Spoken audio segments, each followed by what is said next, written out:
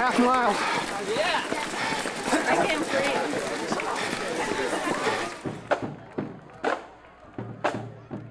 If you live in Chelmsford, Massachusetts, then you probably know that every year on the 4th of July holiday, the people from there and the surrounding towns have a parade. Very nice job. You might also know that immediately before the parade, they have the John Carson Memorial Road Race, a 2-mile race that's open to the public. If you've seen that race, you've probably watched the runners pass from the side of the road. If you have cable TV, then you might have seen it this way, from a camera in the back of a truck.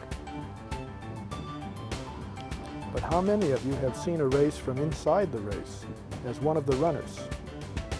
If you haven't, then you might want to watch this video. It will show you two things. First, it will show you the experience of being one of the runners in Chelmsford's John Carson 2-mile road race. Second, it will show you the experience of being in front of thousands of people with a camcorder on your head, because that's how I produced this video. For the camera, I used an ordinary Hi8 Sony TR716. It has a threaded hole in the bottom for mounting it on a tripod, but the hole will accept an ordinary bolt from the hardware store. This is the helmet that I use, a Bell bicycle helmet. I drilled a hole in the exact top of the helmet large enough for the bolt.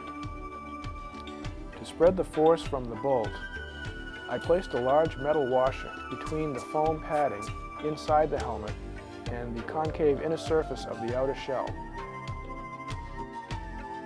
Next, I inserted the bolt through the hole from the inside.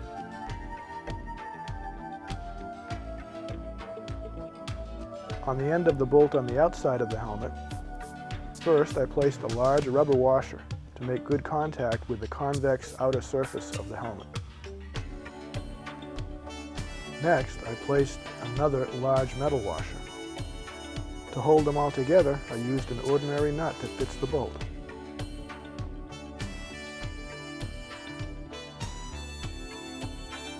The next piece to go on, also held on with a nut, is a piece of bent coat hanger wire. The purpose of that is to help me keep the camcorder level. The last step is to screw the camcorder and the helmet together. I needed to experiment a little bit with spacer washers between the camcorder and the helmet to make certain that the camcorder was pointing straight ahead when it was tight. There it is, the bicycle helmet cam. On the morning of the race, I got into the helmet cam.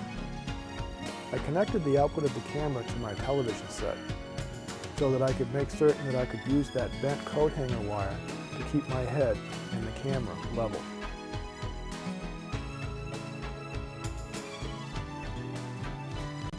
This is what I look like when I'm wearing the helmet cam. Go ahead and laugh. I don't mind, and you know you want to. The purpose of the little mirror that you see me holding here is to help me see the little orange or red light on the camera so that I can know when the camera is recording. It's time to go.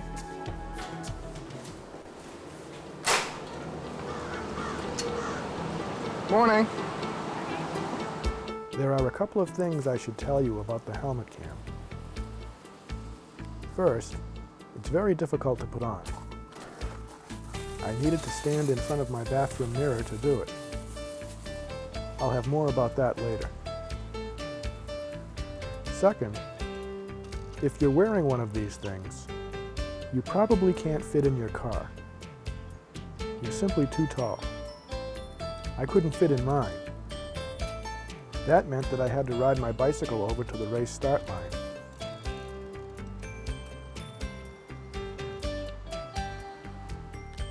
I had never worn the helmet cam while riding my bicycle before. I was a little unsteady at first, but I didn't have any serious problems.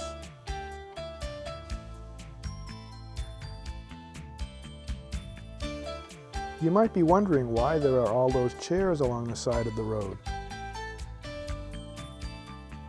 In Chelmsford, people put chairs out the night before to reserve good positions for watching the race and parade which go along this route.